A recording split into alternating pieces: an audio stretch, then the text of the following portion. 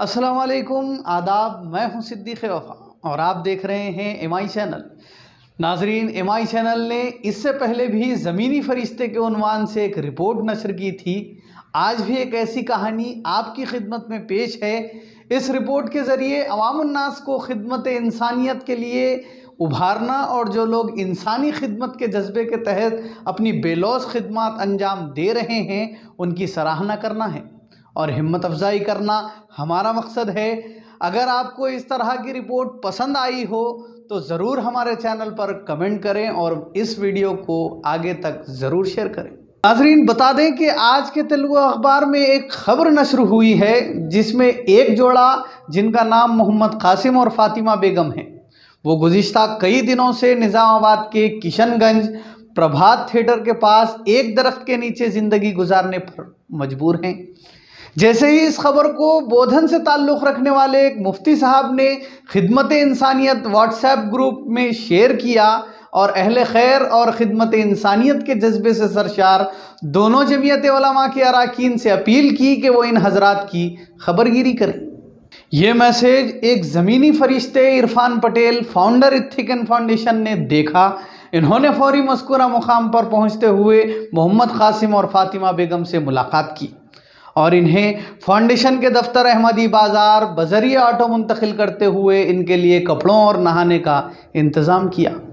बादशाह इनसे तफसीलात हासिल करने पर पता चला कि वो कुंडलवाड़ी से ताल्लुक़ रखते हैं और गुज़िश्ता 20 साल कबल इनके दोनों लड़कों अब्दुल्ला और इब्राहिम का बचपन में ही इंतकाल हो चुका है और मोहम्मद कासिम गुज़िश्ता 20 सालों से रिक्शा चलाते हुए अपनी और अपने अहलिया की किफ़ालत किया करते थे।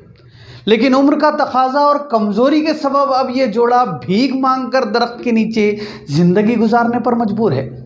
इस जोड़े को मुस्तकिल रिहाइश और खाने के इंतज़ाम के लिए इथिकन फाउंडेशन के सदर इरफान पटेल ने ओल्ड एज होम वाक़े गुंडाराम के ज़िम्मेदारान से रब्ता करते हुए तफसीलात बतलाई, जिस पर ओल्ड एज होम के ज़िम्मेदारान ने इन्हें कोरोना टेस्ट व दीगर दस्तावेज़ात की कार्रवाई करते हुए ओल्ड एज होम में दाखिला देने का तयख़ुन दिया। ख्याल रहे कि इथिकन फाउंडेशन की जानिब से इंसानी खिदमत के जज्बे के तहत मुफ्त खाने की तकसीम, मौसम सरमा में ब्लैंकेट्स की तकसीम, गरीब बस्तियों में मासूम बच्चों की हजामत और लॉकडाउन में बेरोज़गार मजदूर पेशा अफराद में राशन किट्स की तकसीम के काम किए गए। इस मौके पर इथिकन फाउंडेशन के कारकुनों का कहना है कि उन्हें इस काम के लिए मुहर्रिका उनके उस्ताद अब्दुल क़य्यूम से मिला है। पहली मर्तबा जब खाने के पैकेट्स की तकसीम का काम शुरू किया गया था तब गरीब और भूखों के चेहरों पर इन्होंने खुशी देखी। उसके बाद से ये काम में उन्हें दिलचस्पी बढ़ती गई। नाजरीन, ये ज़मीनी फरिश्ते खुलूस दिल के साथ अपनी बेलौस खिदमत अंजाम देते आ रहे हैं और इन्होंने इस काम के ज़रिए रज़ाए इलाही हासिल करना अपना मकसद बताया है। इस मौके पर इरफान पटेल ने उन तमाम अहबाब का शुक्रिया अदा किया जिन लोगों ने उन तक ये मैसेज पहुंचाया। ख़ास तौर पर पहली मरतबा खिदमत इंसानियत व्हाट्सएप ग्रुप में बोधन से ताल्लुक़ रखने वाले एक मुफ्ती साहब ने इस तरफ तवज्जो दिलाई। मोहम्मद इरफान पटेल ने उनके हक़ में दुआ की कि अल्लाह ताला इसका अज्र अपनी शान के मुताबिक अता करे। मोहम्मद इरफान पटेल ने उस खातून का भी शुक्रिया अदा किया जिन्होंने आगे बढ़कर फातिमा नामी इस नाबिना खातून को नहलाया और तैयार किया।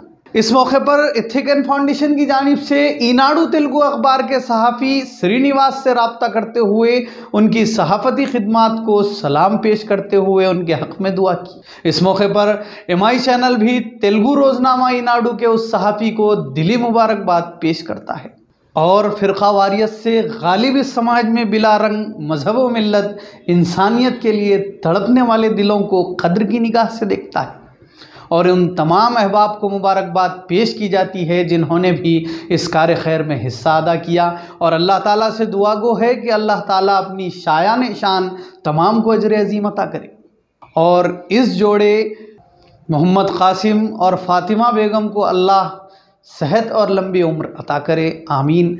इस तरह की इंसानी खिदमत पर मबनी स्टोरीज़ हमारे चैनल पर नश्र करने के लिए कमेंट बॉक्स में कमेंट ज़रूर कर सकते हैं। अस्सलाम वालेकुम। आज ईनाडू पेपर में एक एडवर्टाइजमेंट जैसा न्यूज़ आई थी कि दो अफराद, ये लोग जो कि आप देख सकते हैं, ये लोग प्रभात टाकीज के पास बिना घर के रह रहे थे, जो बारिश में, सर्दी में और धूप में रह रहे थे।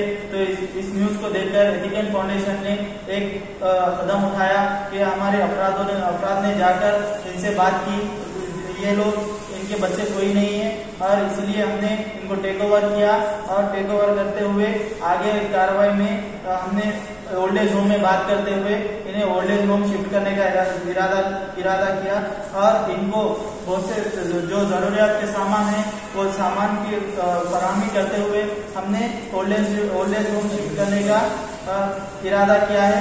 और जिन लोगों ने हमें सपोर्ट किया है और जिन लोगों ने ताउन किया है इस सामान के फराहमी के लिए, उनका भी हम तहे दिल से शुक्रगुजार हैं और उनके हक में भी अल्लाह से हम दुआ करते हैं।